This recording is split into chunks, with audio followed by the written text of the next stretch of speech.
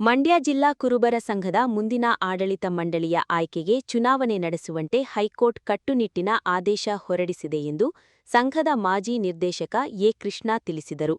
ಸುದ್ದಿಗೋಷ್ಠಿಯಲ್ಲಿ ಮಾತನಾಡಿದ ಅವರು, ಆಡಳಿತ ಮಂಡಳಿಯವರ ಪರ-ವಿರೋಧದ ಜಟಾಪಟಿಗೆ ಕೊನೆಗೂ ಹೈಕೋರ್ಟ್ ಬ್ರೇಕ್ ಹಾಕಿದೆ.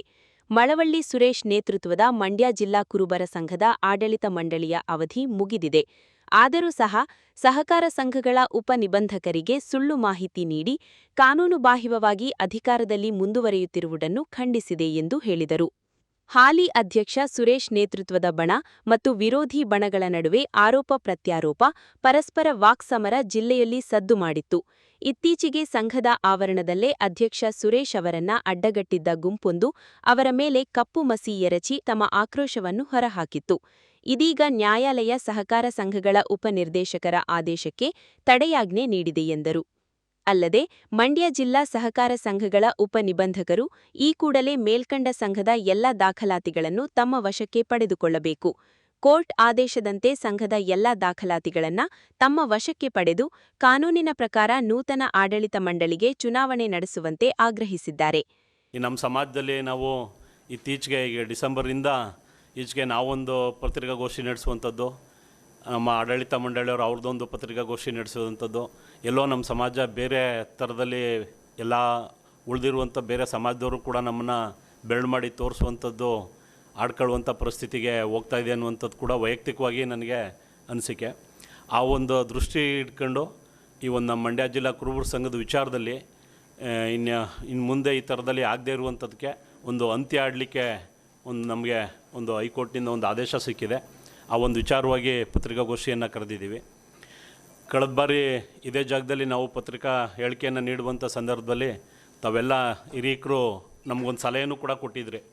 ಯಾಕೆ ಪ್ರತಿ ಸತಿ ನೀವು ಬೀದಿ ರಂಪ ಮಾಡ್ಕೊಂಡು ಹೋಗುವಂಥದ್ದು, ನೀವು ಕಾನೂನು ಹೋರಾಟನ ಮಾಡಿ ಕಾನೂನು ಪ್ರಕಾರವಾಗಿ ನೀವು ಒಂದು ಯಾವುದಾದ್ರು ಒಂದು ಒಳ್ಳೆ ರೀತಿ ಕಾನೂನಲ್ಲಿ ಹೋರಾಟ ಮಾಡ್ಕೊಂಡು ಅದಕ್ಕೆ ತಕ್ಕನಂತೆ ನಡ್ಕೊಂಡು ಹೋಗಿ ಅನ್ನುವಂಥದ್ದು ಹೇಳಿದ್ರಿ.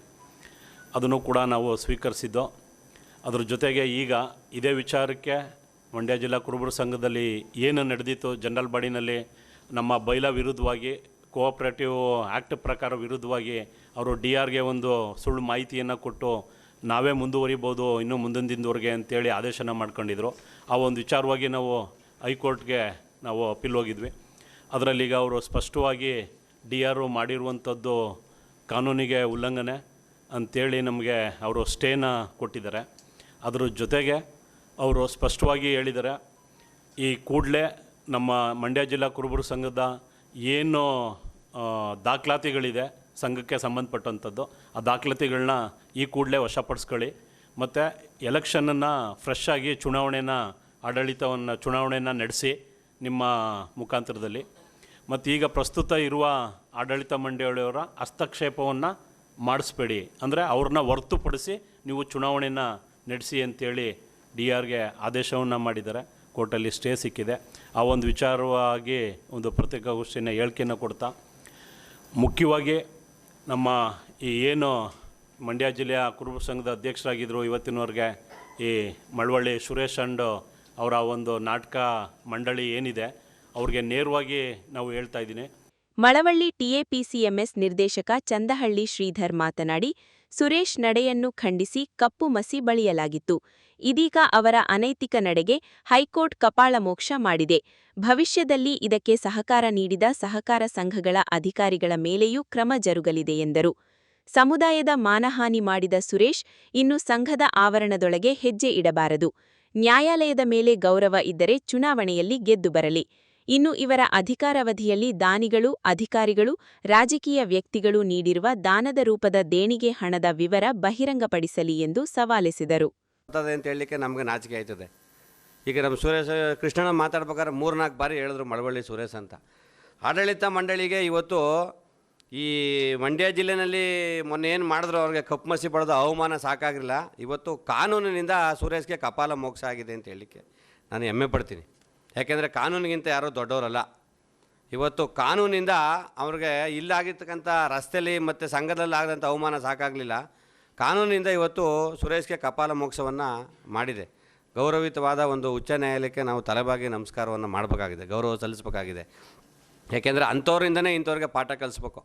ಇವತ್ತೇನು ನಾನು ಸರ್ವಾಧಿಕಾರಿ ಇಲ್ಲಿ ಎಲ್ಲರ ಜೊತೆಲೂ 1 ವರ್ಷ ಕೊಡಿ 6 ತಿಂಗಳು ಕೊಡಿ ಅವಕಾಶನ, ನಾನು ಸಂಘಕ್ಕೆ ಹಂಗೆ ಮಾಡ್ತೀನಿ ಹಿಂಗೆ ಮಾಡ್ತೀನಿ ಅಂತ ಸುಳ್ಳು ಹೇಳಿ ಬೊಬ್ಬೆ ಹೊಡೆದು 2 ವರ್ಷ ಕಂಟಿನ್ಯೂ ಆಗಲಿಕ್ಕೆ ಅವರು ರೆಜುಲೇಷನ್ ಮಾಡಿ ಪಾಸ್ ಮಾಡ್ಕೊಂಡವ್ರು. ಇದಕ್ಕೆ ಸಂಬಂಧಪಟ್ಟಂಥ AR ಅವರು ಕೂಡ ಇವ್ರ ಮಾತಿಗೆ ಮನ್ನಣೆ ಕೊಟ್ಟು ಸರ್ಕಾರದ ಒಂದು ಸುತ್ತೋಲೆಗಳನ್ನು ಗಾಳಿಗೆ ತೂರಿ ಇವರು ಪರವಾಗಿ ಕೆಲಸ ಮಾಡಿದ್ರು. ಅವರು ಕೂಡ ಮುಂದಿನ ದಿನದಲ್ಲಿ ತಕ್ಕ ಸಾಕ್ಷಿ ಕಾನೂನು ನಡಿನಲ್ಲಿ ಆಗುತ್ತೆ ಅಂತ ಹೇಳಲಿಕ್ಕೆ ಬಯಸ್ತೀವಿ.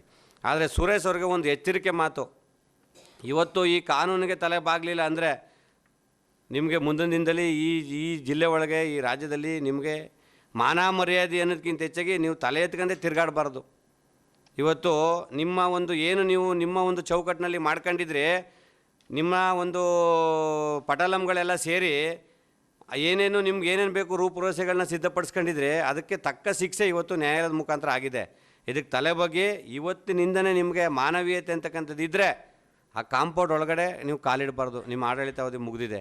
ಸುದ್ದಿಗೋಷ್ಠಿಯಲ್ಲಿ ಶಂಕರ್, ಬೀರೇಶ್, ರಮೇಶ್, ಶಿವರಾಮ್, ಗೋಪಾಲ್, ಮಧು ಹೆಗ್ಗಡೆ, ಮಂಜು ಸೇರಿದಂತೆ ಹಲವರಿದ್ದರು.